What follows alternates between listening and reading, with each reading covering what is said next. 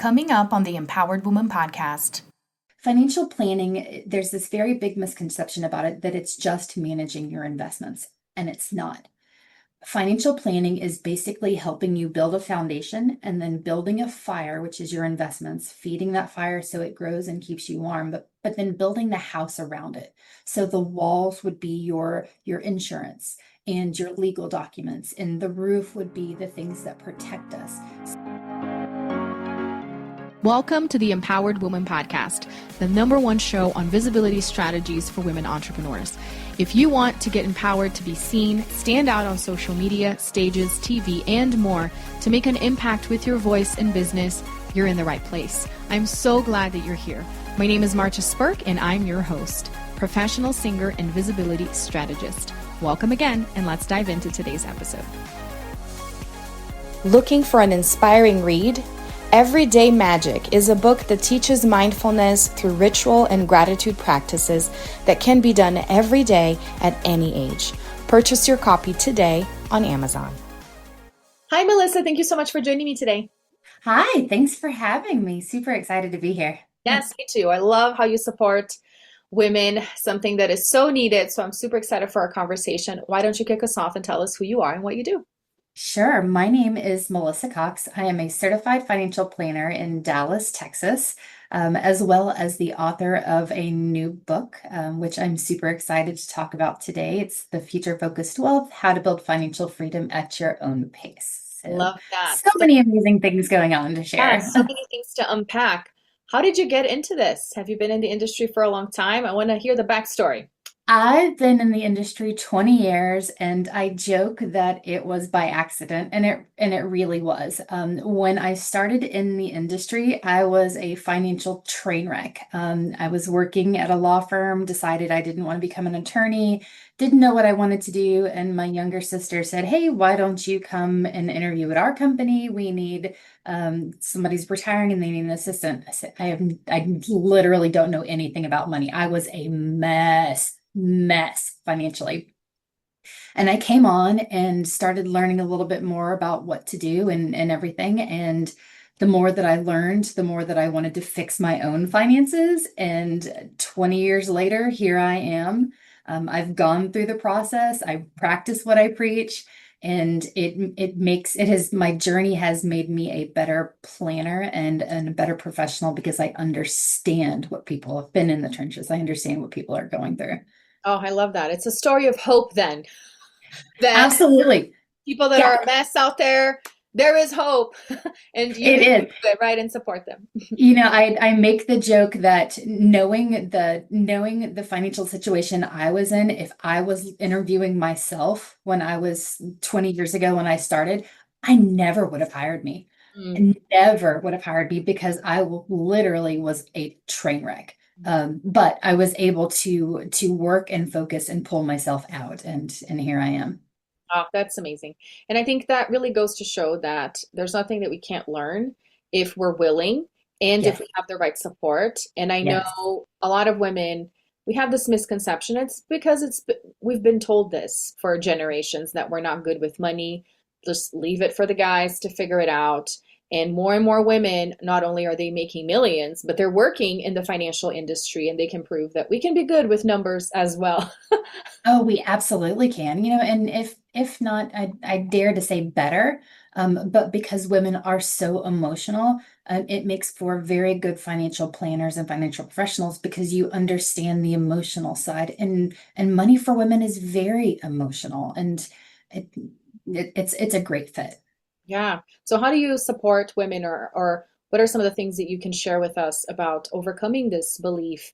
And it's almost like an identity that we take on, right? This is just, I'm not so good at it. I can't do it. How do you help women flip that around and be like, no, you got this? I usually start by asking where that belief came from. And sometimes it's from watching the male in the household, the father, the grandfather, somebody handling all the money, and mom just doing what she was doing. So it starts from questioning where that belief really came from. And then we're going to move on to say, look, nobody was born bad at money. we just weren't educated. Money was taken out of schools. They don't teach financial literacy. They don't teach much of anything. It needs to come back into schools because it really is important. So we talk about and we work through all the different money challenges we might have and your beliefs. And we start small. We start by taking an inventory of where you are.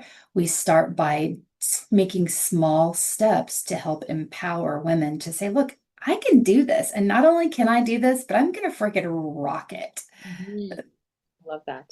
Well, and I love that you're saying small steps because at times when we're doing something different and out of our comfort zone, and because we're scared, we tend to extrapolate, right? It's like, oh, it's a huge mountain I can't climb, therefore I won't even start. And I'll just bury myself in debt and do all the things the way that I've been doing, right? It's comfortable to be in the pain and the discomfort that you've been in for so long. How do you Yeah. support women start building their wealth and start digging themselves out of the hole without it feeling overwhelming like an impossible task? It is, I've been there. I mean, I've been there, I've done it. It starts with clarity and really understanding where you are. Understanding so many people don't know where your money goes. So it is starting by just tracking a day and knowing where money goes in one day. And then you go for the week, and then you really go for the month. Now, there's people that have an idea, and that's great. So we can start from wherever you are starting from. But if you are somebody that genuinely believes that you are not good with money, it's tracking for a single day and moving on. We're not going to restrict ourselves. We are not going to pass judgment on ourselves if if we need that Starbucks or we need something. We're not going to do that because shame is another thing that limits us as women, and the shame of spending money. And we're going to give ourselves permission to make choices and make financial decisions and learn from those decisions. Oh, that is so powerful. And that shame, you're right, the shame, the guilt. And that's why there's so much emotion involved with money. And I love that. I think as a woman, you can bring in that touch and being like, hey, I know that there's more to this than just the figures. It So is. let's Yeah. dig through. Can you share some client stories with us? Thank you for sharing your story because I think that's Yeah. really empowering. Can you share some whatever comes to mind that can give us some hope here too? I mean, around shame or around which part? Because I got 20 years of them. I know. Whatever comes to mind, whatever one pops up. But I think shame is a good one too, where, it's the I, stories, the beliefs. I think any of those are. I think shame and guilt for it's something, especially for younger clients. And for a while, I was working with a lot of military families. I was doing what they call yellow ribbon events, where the soldiers and their families would come in and have different conversations with different people. For a while, I was doing the financial literacy part of it. And after one of the basic you taking off type things, you talk about deployment and all of that. One of the wives came up to me and just in tears. And she was talking about the guilt that she felt with her husband leaving and this money coming in, and she didn't know what to do with it. So the last deployment, she had gotten herself in a lot of debt because she was spending to make herself feel better. And she knew that that wasn't going to be the best thing to do going forward. So she was asking for help. And by asking for help, we start small. But there was so much guilt about being there by herself while her husband was deployed. And then the shame of her spending the money, while he was there. It was very empowering for her to just get it out and to be able to talk about it and verbalize it. But it was also just as empowering for me to say, look, sweet, it's okay. We're going to fix this. Don't dwell on it. Let's unpack it and move forward. Oh, that is so powerful and so important to have somebody to talk with. And oftentimes that's not family because it just may be awkward and they won't understand. So I love that you do that and you support clients that way. Yeah, but that's a lot of the problem as well because we're not comfortable talking about money, especially in our families. And our families should be the one place that we can talk about money. Um, open and honestly, that's where for children, for us that have children, hearing their parents talk about money in a healthy manner is really going to boost their financial literacy. And we need as a society to be comfortable talking about those. And that will help us with the shame and some of the other negative emotions that we feel about money. Absolutely. It starts from a young age, like what you were saying. You ask, where did this belief come from? Because it started way back Right. when. So now, as grown-ups, everyone listening now, we get to Yeah, create that for our kids and rewrite our money story as well. absolutely. Yeah, absolutely. Love that. So how do you work with clients? Is there a specific type of people? So you mentioned military families, but do you work mostly with women, women entrepreneurs? Tell us more.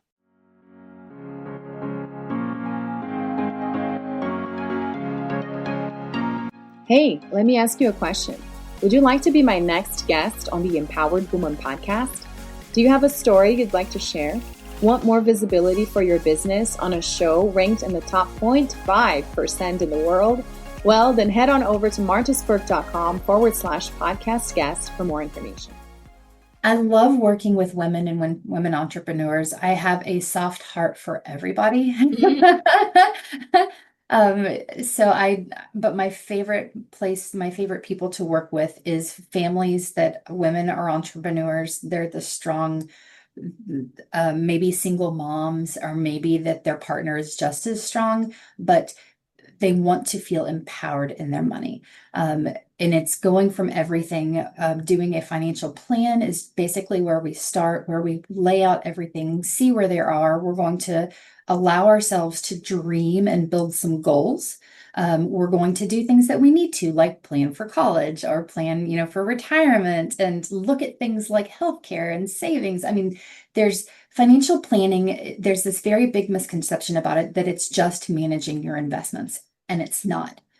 Financial planning is basically helping you build a foundation and then building a fire, which is your investments, feeding that fire so it grows and keeps you warm, but then building the house around it. So the walls would be your insurance and your legal documents, and the roof would be the things that protect us. So while we are growing our family, we're growing our house and the fire inside that keeps everything together. And what I try to tell people is, by concentrating on your investments alone in the financial plan, that fire can get too big and literally burn down the entire house. Wow. So we need to do things in proportion. And that is really the most intentional thing that we can do when we're building financial plans. That is such a great analogy. Isn't it? I love it. I know. I call it the wealth on purpose formulation. That's really helpful to add some imagery there to help, especially when we're talking money and planning in future. Sometimes it's so hard to pinpoint what we want or what things are going to look like. I love that. Yeah. So how do you work with clients? Is it one-on-one? Tell us more. Someone's listening and they're like, I'd love to have a conversation. I feel like Melissa gets me. Yeah, so generally it is one-on-one for the most part. And we will sit down. It usually takes, it's not an instantaneous thing. We try to go in smaller pieces because just getting clarity around your money can be very overwhelming, and it can scare people off right away. If I come in and I say I need 0 to 60 and I need it within, a week, and that's not how this is going to work. So we're going to generally sit down and talk about your goals and directions, and we're going to ask for documents. We're going to build a wealth portal so you can see everything online in real time. You'll be able to track how you're doing. We're going to set goals. And it might take a few months. It might take 6 months. Sometimes I've had people that take a year because there's a lot of moving pieces going into it. But we'll generally doing it one-on-one. We'll check in every so often, depending on where we are in our process. And then we'll build everything out. Sounds amazing. And I know you have a special offer for our listeners. Yes. So I would love to offer what we're calling a clarity session. And just for the Empowered Women podcast listeners, it's going to be a 60-minute session, one-on-one, where we're going to review your money habits. We're going to clarify your goals. We're going to map out a simple plan that's easy, customizable, something that is specific to you and your goals, tailored to your life, not someone else's idea of success. So that's normally $497, but we're going to do the 25% off, so it should be $325, and we'll have it available now until December 31st of this year. That's amazing. What a deal. What a Right. steal. I Well, know, I know. and add that to the show notes so people can connect with you. But we still have some more ground here to cover because I want to hear about this book, girl. Tell me more about this journey of writing it. What's in it? People have to go get it. The book is a very interesting story, and I'm not gonna lie, it was a little bit of imposter syndrome when I started writing it. You know, women, that's us. So I'd always been doing blogs, and the publisher of my book was my high school English teacher, who became a client. And she said, you know, why don't you put some of this into a book? And I thought, oh gosh, what would I have to say? I would never, I don't know enough to do this.